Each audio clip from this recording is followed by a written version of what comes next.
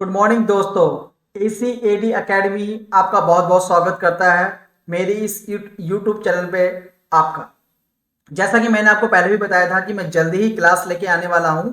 C TET EVS की class, C TET pedagogy और concept class में आज लेके आया हूं आप सभी लोगों के लिए। जो लोग अभी जो आने वाला एग्जाम है सी टेट की प्रिपरेशन कर रहे हैं उसके लिए क्लास बहुत महत्वपूर्ण है। और जो बच्चे प्राइमरी टीचर की भी तैयारी कर रहे हैं उसके लिए भी महत्वपूर्ण है, क्योंकि आज मैं इसके अंदर आपको पैडागोजी की क्लास भी, पैडागोजी की कॉन्सेप्ट भी समझाऊंगा। तो ये क्लास इंपॉर्टेंट है जो लोग सी टेट की प्रिपरेशन कर रहे हैं उनके लिए, और जो भी किसी भी एग्जाम, चाहे वो केवीएस हो, चाहे वो एनवीएस हो, चाहे वो DSSS हो, उनके लिए क्लास बहुत महत्वपूर्ण है, खासकर हिंदी मीडियम वाले बच्चों के लिए।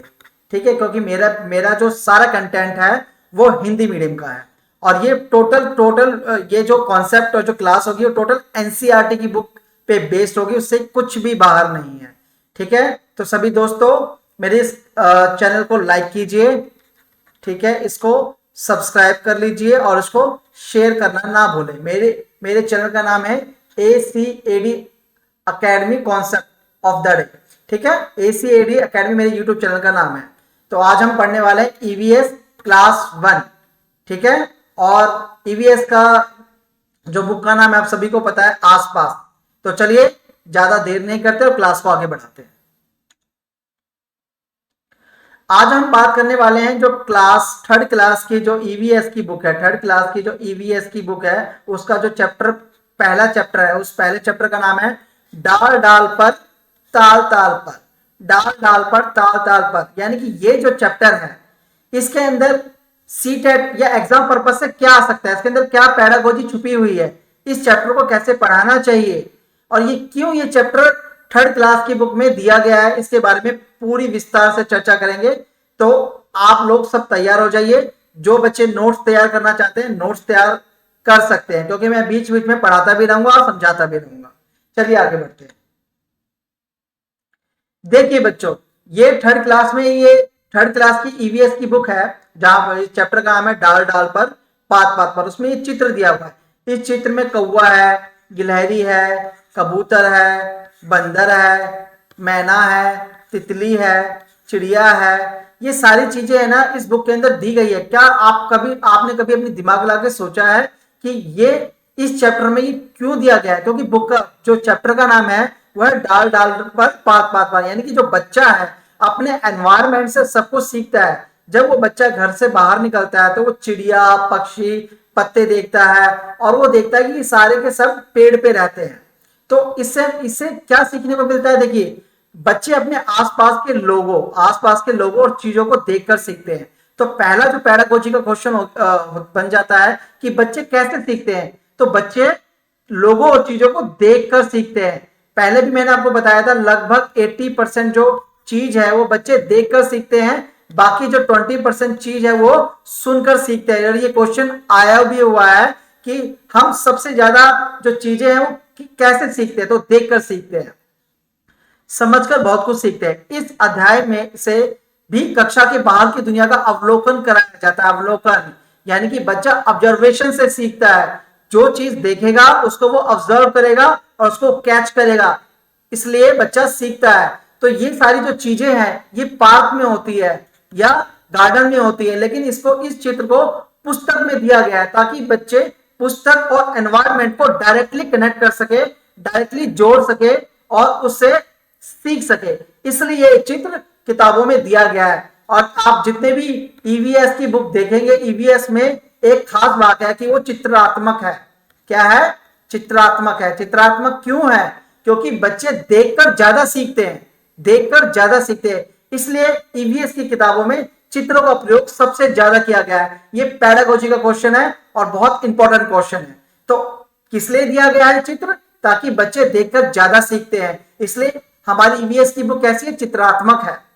ठीक है दोस्तों, समझ में आया आपको? चलिए नेक्स्ट पे चलते हैं। देखिए, ये ईवीएस की बुक का एक चित्र लिया गया है जिसमें बकरी घास चर रही है, यहाँ पर कछुआ है, यहाँ भैंस नहा रही है, उसके ऊपर बगुला बैठा हुआ है, यहाँ पे मेंढक कूद रहे हैं, बच्चे हाथ धो रहे हैं।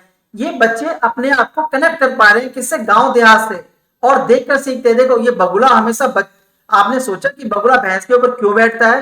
क्योंकि बगुला इसलिए भैंस के ऊपर बैठता है कि जो बगुला है वो भैंस के ऊपर जो छोटे छोटे कीड़े होते हैं ना, जो खून चूसते हैं, ये बगुला उन कीड़ों को खाता है। यानी कि एक तरह से ये भैंसों की सफाई करता है। उसके ऊपर जो परजीवी कीट रहते हैं, क्या परजीवी जो कीट रहते हैं वो इनको खाता है।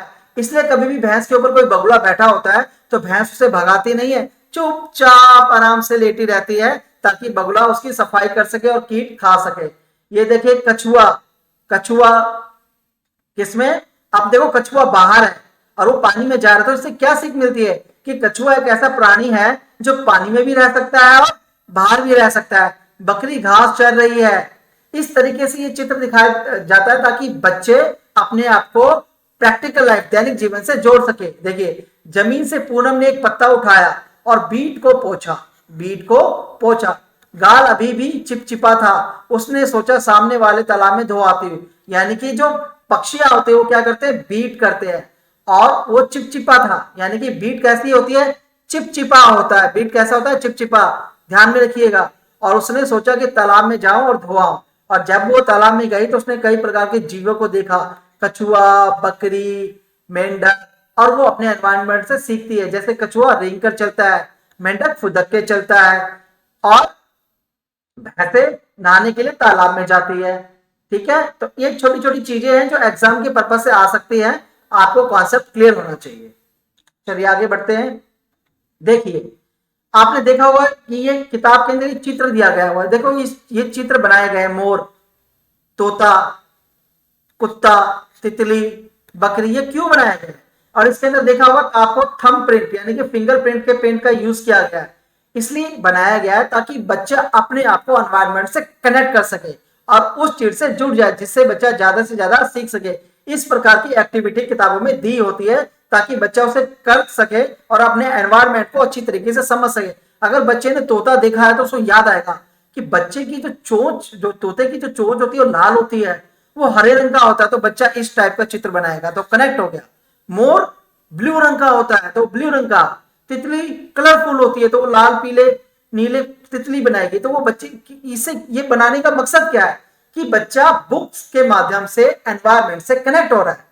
देखो चित्र में देखो और बताओ कौन से निशान उंगलियों के और कौन से अंगूठे के। देखो ये अंगूठे के, ये अंगूठे के, ये उंगलियों के। तुम भी इस स्याही या गीले रंग से कागज पर जानवरों को चित्र बनाओ। देखो चित्र बनाने का मतलब ये हुआ ताकि बच्चा अपने आप को एनवायरनमेंट से कनेक्ट कर सके। और चित्रों की नकल मत करना, अपने मन से बनाना। इन चित्रों से अपने स्कूल और घर को सजाओ। ये एक्टिविटी दी हुई है। क्या है, एक्टिविटी बुक के अंदर। इस एक्टिविटी का मतलब क्या होता है, करके सीखना, करके सीखना। आप तुम सोच रहे होगे इससे सीखने को क्या मिलता है? बेटा इससे सीखने को मिलता है कि बच्चों को पता चलता है कि जिन जिन जिन जिन जिन जिन के चार टांगे होते हैं वो जानवर कहलाते हैं, जिनके दो पंख होते हैं हवा में उड़ते हैं वो पक्षी कहलाते हैं।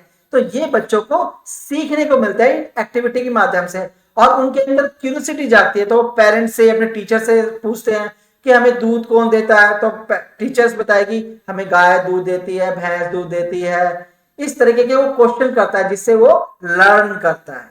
ठीक है, इसको बोलते हैं करके सीखना है। इसको इंग्लिश में बोलते हैं लर्निंग बाय डूइंग। ठीक है, चलिए आगे बढ़ते हैं। अब एक शब्द आता है इस चैप्टर में, एक शब्द आता है जिसका नाम होता है जिक्सा। जिक्सा का मतलब होता है कि कोई भी चित्र होगा उस चित्र को पार्ट में बांट दिया जाएगा ऐसे, और पार्ट में मिलाने के बाद उसको बोला जाएगा कि इसको कनेक्ट, मतलब उसको सही क्रम में जोड़ो। तो बच्चा इस तरीके से जोड़ता है, तो इसे बोलते हैं जिक्सा। ये समूह में भी कार्य किया करवाया जाता है। यानी कि बहुत सारे टुकड़े दे दिए, दो समूह में दे दिए, उन बच्चों को बोला जाता है कि आप इन्हें जोड़ो।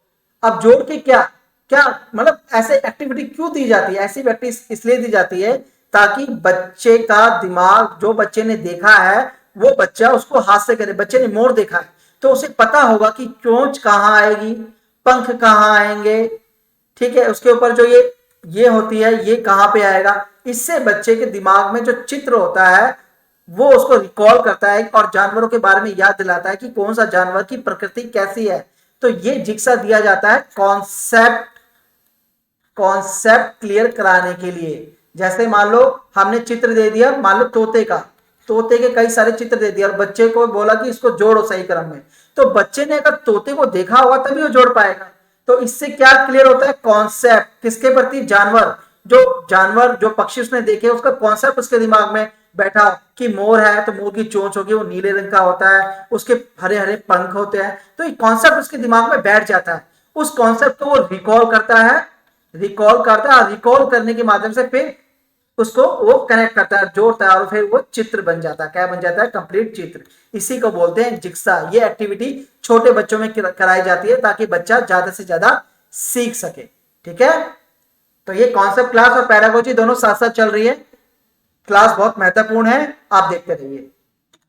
अगला, आपने देखा होगा कि चैप्टर के अंदर इस प्रकार के चित्र भी दिए जाते हैं बच्चों को भरने के लिए, घोड़ा, पक्षी, ये हाथी।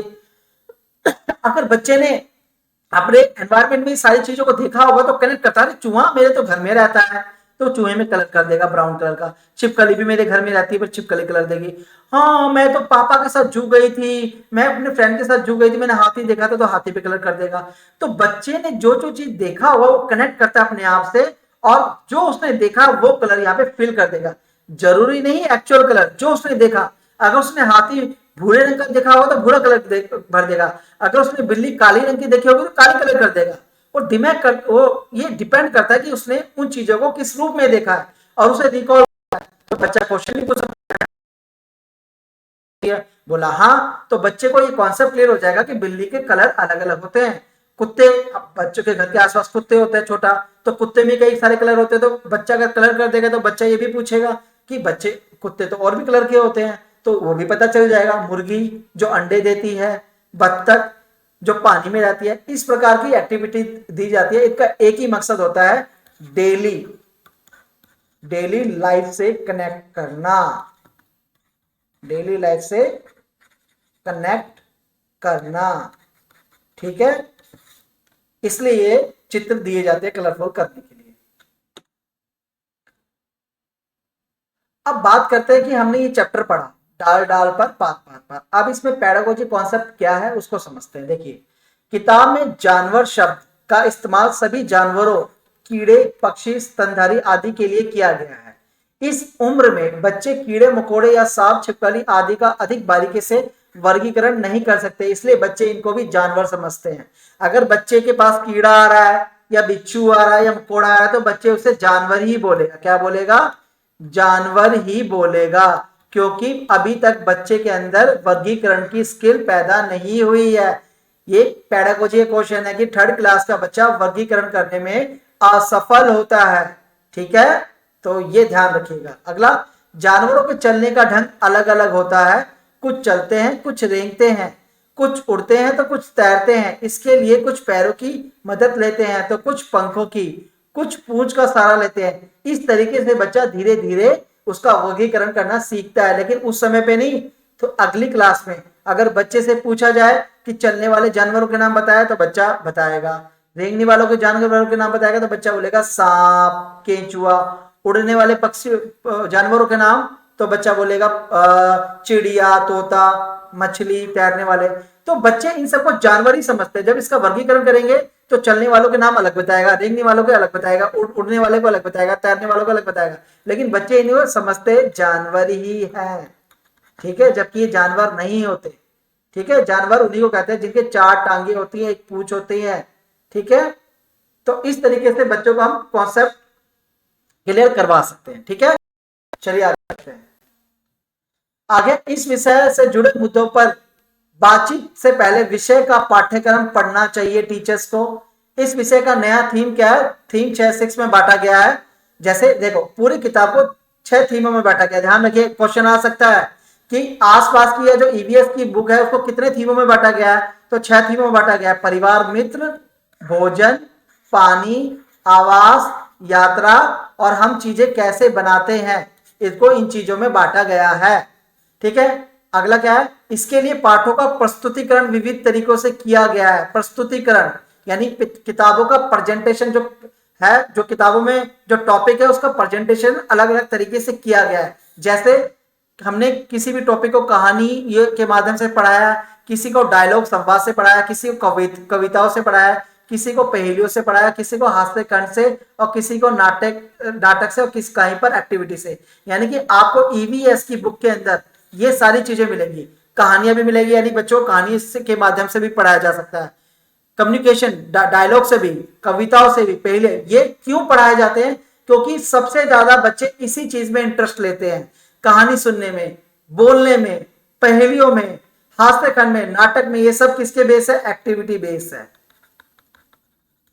ठीक है, इसलिए किताबों में ये सारी चीजें इनके माध्यम से सिखाया गया। यानी क्या है? ये सिखाने के माध्यम। भाषा भी औपचारिक नहीं होती, यानी कि जो किताबों में जो लैंग्वेज दी होती है वो बोलचाल की भाषा होती है, बिल्कुल शुद्ध हिंदी नहीं होती, मानक हिंदी नहीं होती। क्योंकि अगर उसमें बच्चा सीखेगा तो बच्चे को समझ में नहीं आएगा, इसलिए उसी भाषा का प्रयोग किया जाता है जिस भाषा में बच्चे बचपन में बोलते हैं। ध्यान रखिएगा, क्रिया और प्रश्नों को पाठों के अंत में ना देकर उन्हें पाठ का हिस्सा बनाया गया। पहले क्या होता था, बुक्स के लास्ट में क्वेश्चन देते थे, लेकिन अब नहीं। पहले कुछ एक्टिविटी दी, फिर उसके बाद में क्वेश्चन दिया, ताकि बच्चे उसको जल्दी से सीखे। ध्यान रखिएगा, जो ईवीएस की बुक में जो क्वेश्चन है और जो एक्टिविटी है वो पाठ के अंत में नहीं दिया गया, वो पाठ के बीच में दिया गया है, ताकि बच्चे उसको पूर्ण रूप से सीख सके। जो बच्चों को अवलोकन, खोज, वर्गीकरण, प्रयोग, चित्र बनाना, बातचीत करना, अंतर ढूंढना, लिखना, सभी कौशलों को सीखने में का मौका देंगे। ये सभी क्या है? कौशल। तो ईवीएस के अंदर ये सारी कौशलों को सिखाने के लिए चैप्टर दिए गए। क्या? ऑब्जर्वेशन, सीखना, खोज करना, खुद ढूंढना, वर्गीकरण करना, यानी कि चीजों को कैटेगराइज करना, कि जैसे चलने वाले जानवर अलग, देखने वाले अलग, कैटेगराइज हो रहा है। चित्र बनाना, अभी हमने देखा, चित्र बनाकर भी सीखना है। बातचीत करना, कम्युनिकेशन करना, जैसे कि जिक्सा में था कि बच्चे उसको जोड़ रहे हैं आपस में बातचीत करके कि पहले ही आएगा, पहले ही आएगा। अंतर ढूंढना, लिखना, ये सभी क्या है? कौशल है, और इसको सीखने का मौका मिलेगा। बच्चों में सृजनात्मकता को उभारना भी इसका मकसद है, कि बच्चा अपने अंदर क्रिएटिविटी दिखाए। कि जैसे वो मोर है, मोर का चित्र बना सकते हैं, तो मोर के चित्र बनाने के लिए उसने थंब का प्रयोग किया, किसी ने किसी और का प्रयोग किया, अलग अलग चीजों का प्रयोग किया। तो वो क्या कर रहा है? सृजनात्मक, क्रिएटिविटी बढ़ा रहा है। रचना करने के कौशल एवं सौंदर्यवर्धक को बढ़ाते हैं। तो इसका मेन मकसद क्या है ईवीएस की बुक का? कि बच्चों में क्रिएटिविटी, सृजनात्मकता को बढ़ाना, कौशल को बढ़ाना, और उसके अंदर सौंदर्य बोध बढ़ाना। यानी पाठ को सीखने के बाद जो एंजॉय या जॉय करता है बच्चा, उसका बोध कराना, ताकि बच्चे चैप्टर को पढ़ने के बाद एंजॉय कर सके। देखिए, क्रियाकलापों के बाद उस विषय पर चर्चा करने को अपने अवलोकन से निष्कर्ष निकालने में सहायक होगी। साथ ही सही दिशा में चर्चा या सुझाव में व्यक्तिगत रूप से सीखने में ज्यादा मददगार हो सकते हैं। और इस किताबों में जो चित्र दिए गए हैं वो इस आयु वर्ग के बच्चों को पुस्तकों का महत्वपूर्ण अंग समझते हैं। चित्र जो है, जो चित्र दिए गए हैं पुस्तक के अंदर, ये इस लेवल, जो थर्ड क्लास के जो क्लास का बच्चा होता है वो कितने साल का होता है? ज्यादा ज्यादा 7 साल का बच्चा होता है। ठीक है, 6-7 साल का बच्चा होता है। तो इस आयु वर्ग के बच्चों के लिए चित्र का प्रयोग किया गया, जो किताबों का और पाठ्यक्रम का महत्वपूर्ण अंग होते हैं। और पाठ्य पुस्तक में विभिन्न प्रकार के एक्टिविटी दी गई है। एक्टिविटी क्यों दी गई है? क्योंकि विभेद करने के लिए कुछ चिन्हों का प्रयोग किया जाता है। पाठ्य पुस्तक में बच्चों को काम करने के विविध प्रकार के अवसर दिए गए हैं, जैसे अकेले, छोटे समूह, बड़े समूह में काम करना। समूह में किए गए पारस्परिक क्रियाकलापों से बच्चों एक दूसरे से बहुत कुछ सीखते हैं। देखो, ये ध्यान रखना, बच्चे भी एक दूसरे से बहुत कुछ सीखते हैं। और जब वो एक्टिविटी में एक दूसरे के साथ होते हैं ना, छोटे बड़े समूह में, तो वो लर्निंग करते हैं एक दूसरे से। अरे तूने किया, अरे मैंने किया, तो वो लर्न कर रहे हैं एक दूसरे से। इसलिए हमेशा बच्चों को छोटे समूह या बड़े समूह में ही एक्टिविटी दी जाती है। और जो कुछ होमवर्क होते हैं जो अकेले में दी जाती है, ताकि बच्चा खोज करके उसको सीख सके। इससे मिलकर कार्य करने की क्षमता बढ़ती है। क्या है? देखो, इससे कार्य करने की क्षमता बढ़ती है, मिलकर, यानी कि सहयोगात्मक अधिगम आ रहा है। जब बच्चा मिलकर कार्य करता है तो क्या, कौन सा अधिगम का विकास हो रहा है? सहयोगात्मक, कोऑर्डिनेशन हो रहा है। बच्चे शिल्पकला, और चित्रकला को समूह में करके आनंदित होते हैं, उन्हें खुशी महसूस होती है। इसलिए बच्चों को सिखाने का सबसे अच्छा माध्यम क्या है? ड्राइंग। इसलिए छोटे बच्चों को सबसे ज्यादा ड्राइंग कराई जाती है। जब बच्चे की रचनात्मकता की प्रशंसा की जाती है तो वो खुश होते हैं। एनसीएफ 2005 में भी कक्षा 1 और 2 में पर्यावरण के अध्ययन एक विषय के रूप में नहीं दिया गया।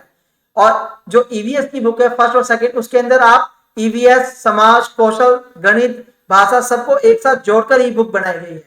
थर्ड क्लास में आने के बाद ही मैथमेटिक्स और ईवीएस और हिंदी भाषा को अलग किया जाता है, जबकि फर्स्ट और सेकंड क्लास में वो एक ही बुक रहती है। एक ही बुक से आप गणित भी सीख रहे हो, भाषा भी सीख रहे हो, ईवीएस भी सीख रहे हो। ठीक है, ये एनसीएफ 2005 में किया गया।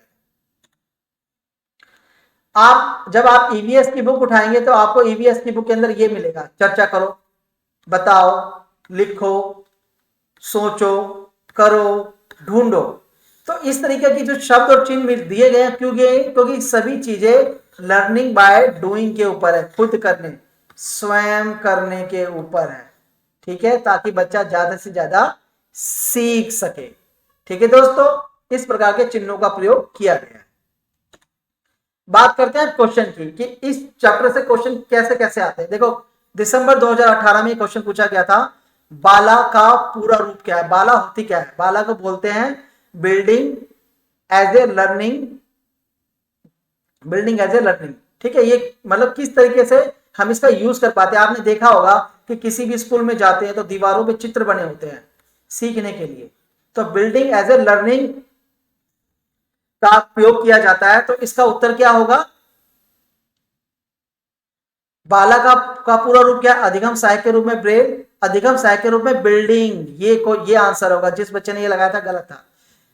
अधिगम सहायक के रूप में बिल्डिंग। जब भी आप छोटे बच्चे के स्कूल में जाओगे तो आपको जानवरों के चित्र मिलेंगे, मछलियों के चित्र मिलेंगे, पक्षियों के चित्र मिलेंगे, इस तरीके से चित्र मिलेंगे ताकि वो अपनी डेली लाइफ से कनेक्ट कर सके। और देख के सीखते हैं, देखकर 80% सीखता है बच्चा। ठीक है, ये देखकर सीखता है। ठीक है, तो ये क्वेश्चन आया हुआ है दिसंबर 2018 में, तो इसका आंसर ये होगा। नेक्स्ट क्वेश्चन दिसंबर 2018 में पूछा गया है, ईवीएस कक्षा में समूह के सीखने का क्या उद्देश्य है? देखो, समूह में बच्चा क्या सीखता है? समूह में बच्चा एक्टिविटी करता है, एक दूसरे से सीखता है। तो क्या सीखता है? सहयोग के मूल्य को लागू करने और एक साथ काम करने के लिए प्रत्येक बच्चे को सक्रिय रूप से भाग और सीखने में सक्षम बनाता है। ये अभी हमने पढ़ा है, तो इसका आंसर होगा बी। ठीक है, यानी सेकंड। अगला क्वेश्चन है जो इसी चैप्टर से पूछा गया है दिसंबर 2018 में ही, निम्नलिखित में से ईवीएस कक्षा में गतिविधियां हैं। देखो, चित्र पढ़ना ये भी गतिविधि है, बच्चों को बाहर पार्क में ले जाना, गार्डन में, ये भी गतिविधि है, स्टाम्प पट का प्रयोग करना, ये भी एक्टिविटी है। तो ये सभी होगा, ये सारी एक्टिविटी है। क्या है? गतिविधियां हैं। ये भी क्वेश्चन 2018 में पूछा गया। ईवीएस शिक्षण अधिगम में कक्षा में प्राप्त अधिगम को विद्यालय के बाहर के जीवन से जोड़ने और इसे समृद्ध का तात्पर्य क्या है? वैश्विक पर्यावरणीय मुद्दों और चिंताओं को पाठ्य पुस्तकों से लिंक करना नहीं, क्योंकि थर्ड क्लास का बच्चा क्या इतना, उसका दिमाग का स्तर इतना बढ़ गया है कि वो पर्यावरण मुद्दों को समझ सके। तो ये आंसर नहीं होगा। पूर्ण विद्यालय दृष्टिकोण, पाठ्यचर्या से बाहर जाना, पाठ्य पुस्तकों से बाहर जाना।